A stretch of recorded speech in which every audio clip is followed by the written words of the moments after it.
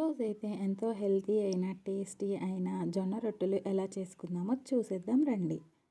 ముందుగా బాండిల్ పెట్టుకొని బాండిల్లో గిన్నె నిండా వాటర్ తీసుకోవాలి. ఏ గిన్నెతో అయితే వాటర్ తీసుకున్నామో అదే గిన్నెతోటి జొన్న పిండి అయితే తీసుకోవాలి. జొన్న పిండి కొంచెం ఎక్కువైనా పర్లేదు కానీ తక్కువ అవ్వకుండా అయితే చూసుకోండి.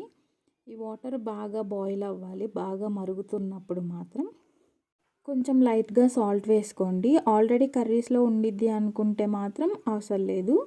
అండ్ కొంచెం సాల్ట్ వేసుకున్నాక బాగా బాయిల్ అయిన తర్వాత మనం ఏ గిన్నెతో అయితే వాటర్ తీసుకున్నామో ఆ గిన్నెతోటి జొన్న పిండి తీసుకోవాలి. వాటర్ బాగా మరుగుతున్నప్పుడు ఆ జొన్న పిండిని దాంట్లో వేసి గెంటితోటి కలబెట్టుకుంటూ ఉండాలి. నేనైతే బై మిస్టేక్గా మొత్తం ఒకేసారి వేయడం వల్ల అది కొంచెం గట్టిగా అయిపోయింది. ఇంకా గ్యాస్ కట్టేసి వేరే ప్లేట్ తీసుకొని దాంట్లోకి జొన్న పిండి అంతా వేసి కలుపుకుంటూ ఉన్నాను. ఒక 15 to 10 మినిట్స్ దాకా కలుపుతూ ఉంటే ఏంటంటే కొంచెం మనకి బంకలా సాగుతుంది పిండి అనేది.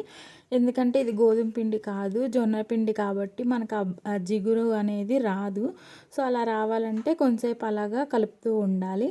అండ్ అంతా అయిపోయిన తర్వాత క్లాత్ ఒకటి తీసుకొని బాగా తడిపి ఆ జొన్న పిండి మీద వేసుకొని ఒక 15 to 10 మినిట్స్ వదిలేస్తే మనకి పిండి కొంచెం మెత్తగా ఉంటుంది. ఒక ఉండ తీసుకొని కొంతమంది చేత్తోటి తడతారు. సో నాకు అది అలవాట్లేదు కాబట్టి నేను ఏంటంటే నార్మల్ చపాతీ ఎలా చేస్తామో అలాగా జొన్న పిండి వేసుకుంటూ చేసుకున్నాను. కాకపోతే ఏంటంటే ఎక్కువ ప్రెస్ చేయకూడదు, రోటీస్ చేసినట్టు జస్ట్ లైట్ ప్రెస్ ఇస్తే సరిపోతుంది. ఇంకా మీకు రౌండ్గా రావాలి అనుకుంటే ఏదైనా రౌండ్గా ఉన్న ప్లేట్ మూత తీసుకొని చపాతీ చేసుకున్న దాని మీదతో ఒత్తితే ఇలా రౌండ్గా వస్తుంది. అండ్ బాగా హీట్ అయిన పెనం మీద వేసుకోవాలి, సిమ్లో పెట్టుకోకూడదు.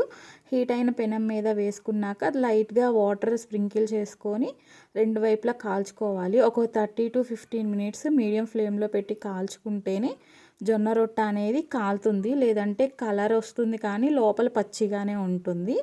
సో అందుకనే మనము మీడియం ఫ్లేమ్లో పెట్టుకొని నిదానంగా కాల్చుకుంటే మనకి ఆ జొన్న రొట్టె టేస్ట్ అనేది పచ్చిగా లేకుండా ఉంటుంది. సో ఇది వేడి మీద తింటేనే జొన్న రొట్టె టేస్ట్ కూడా బాగుంటుంది. నేనైతే ఈ రెసిపీ నా స్టైల్లో ఇలా చేశాను. మీరు కూడా ట్రై చేసి ఎలా వచ్చిందో ఒకసారి కామెంట్ చేసేయండి. సబ్స్క్రైబ్ చేసుకోవడం మాత్రం మర్చిపోకండి. Thank you for watching.